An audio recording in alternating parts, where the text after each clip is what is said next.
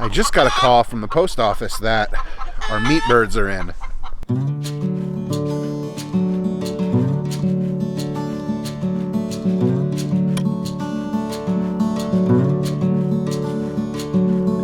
I just checked the tracking number last night and it showed that they were still a good ways away from us. I wasn't really expecting them to show up this morning, but got the call.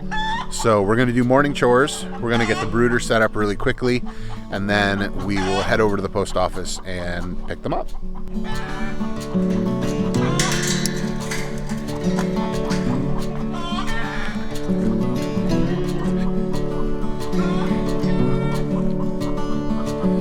Hey pigs, did you guys sleep outside last night?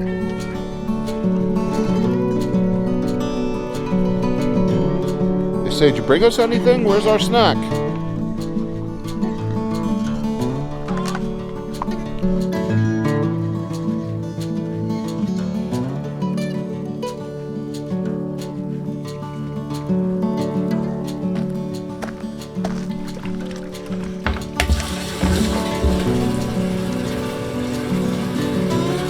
We've been really happy with the jobs that the pigs are doing, clearing out all this land.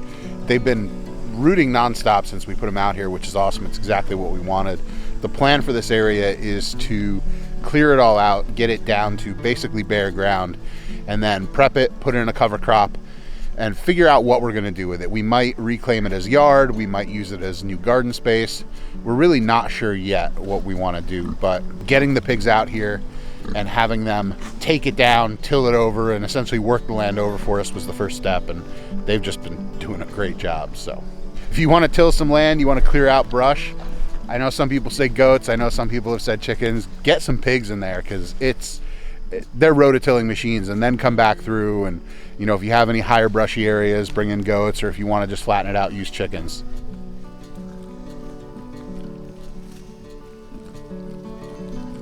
The pig water is filled. Let's turn off the poultry netting and fill the ducks pool now.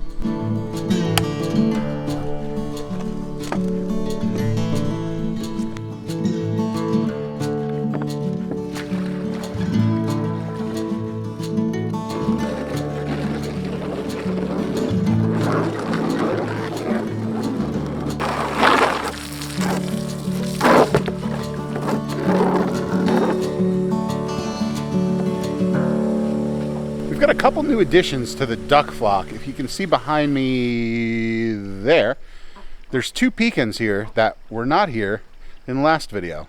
What happened was I went up to a friend's house in northern New Hampshire and helped butcher a bunch of chickens this past weekend. I did it in exchange to use his plucker and scalder on the 3 Welsh Harlequins that we were going to butcher, mainly because we ended up with 4 Welsh Harlequin males and 4 Welsh Harlequin males and 2 Khaki Campbell females.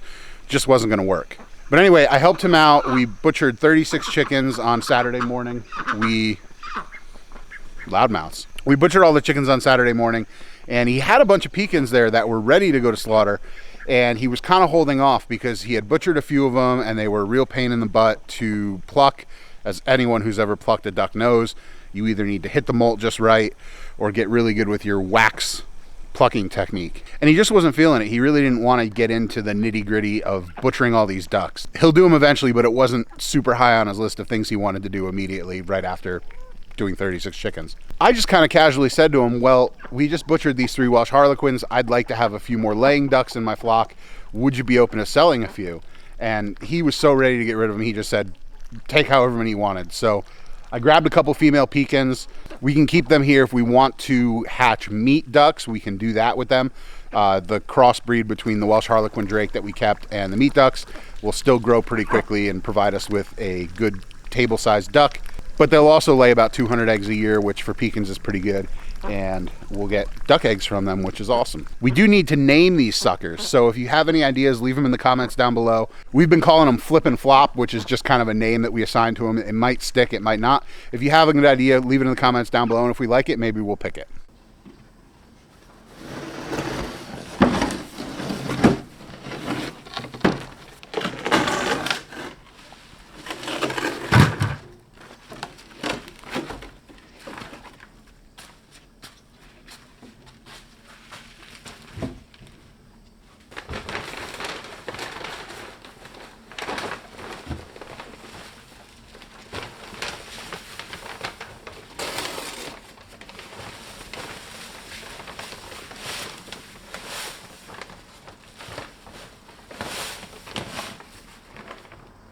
So I just got the feeder and the water all washed out. I'm gonna put these aside because they're both a little wet still. Let them dry out. I'm a little wet as well from the hose. But we'll set these aside, let them dry out, and we will head off to the post office, and I'll take you with me to go pick up the chicks.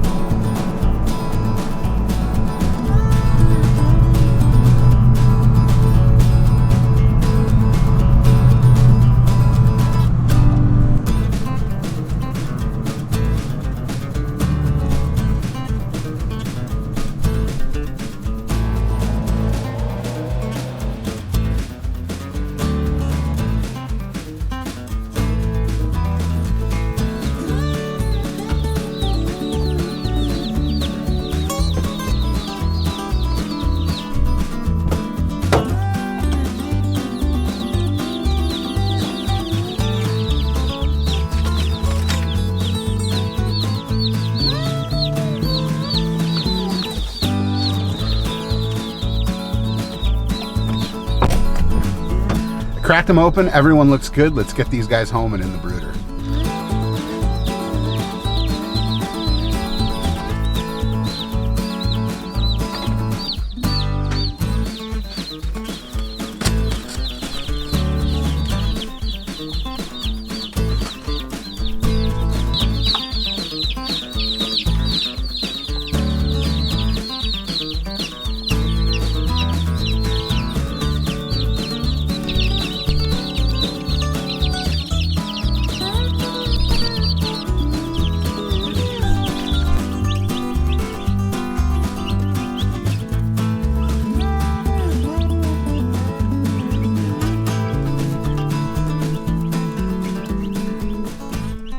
Great way to tell if your heat lamp is set correctly is to look at how the birds are spread out underneath it.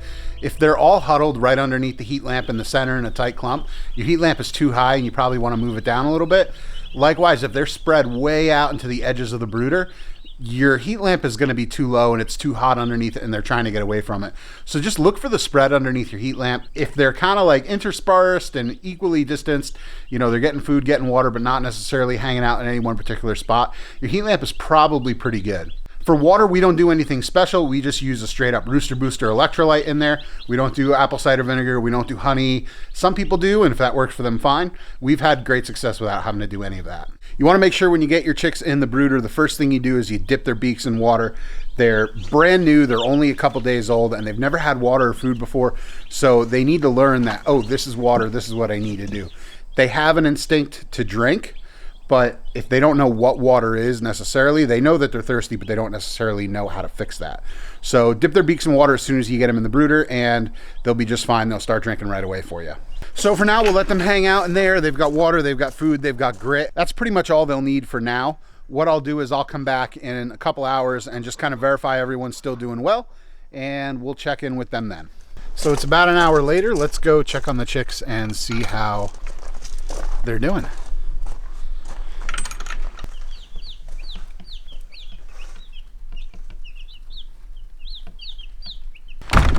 Everyone's looking good, so I'm gonna leave the light where it is for now, but we are going to head into town to the local feed store, or not the local feed store, different feed store than I've used in the past, because we are picking up a pallet of pig feed for the pigs out back. So I'm gonna go pick up 1,000 pounds right now, because my truck won't do a full pallet in the bed. It might, it just wouldn't really be happy about it and risk breaking things.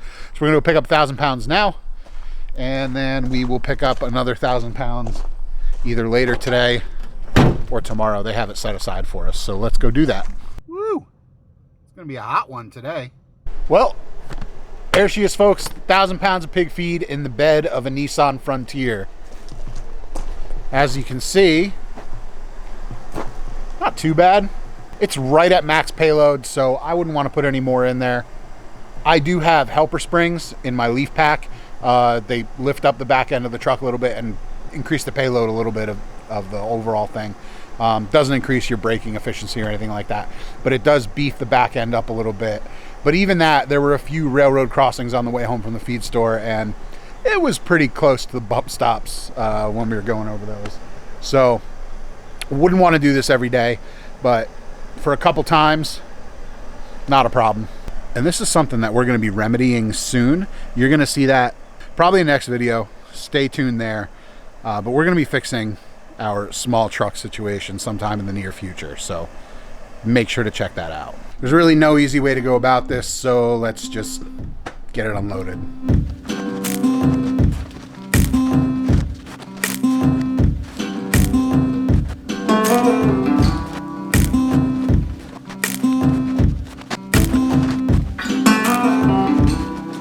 There's always one bag at the bottom that breaks. We'll give that to him tonight. So it's like 10 o'clock at night right now, and I just came out to check the chicks. I didn't really film a proper sign off before, so just came out to check the chicks right now, and everyone's doing really well. You can see them down there behind me. Everyone is still spaced out underneath the heat lamp. They're not all crammed together right under it, but they're not all spread out to the sides. So I know the temperature's pretty good. I had a pretty good idea the temperature was going to be good anyway. We've used the heat lamp on this brooder at this height before, and we knew that if I used the extension on my miter saw, basically the material extension, if we kind of put it out over the brooder and put the light on that, it works just fine. So I didn't really have to do a lot of measuring. I didn't need to really worry about these guys too much. The only thing I worry about with them is it's super hot outside. It's the middle of summer here. We normally do meat birds in the fall, and the garage gets super hot. It can get up to like 100 degrees in here. So I do kind of have to pay some attention to that. If it gets too hot in here, I'd turn the heat lamp off and just kind of let the heat of the garage work for them. But other than that, everyone is good, and we're cruising swimmingly into meat bird season. Hope all's well with everyone out there. Thanks for watching and have a great day. Bye.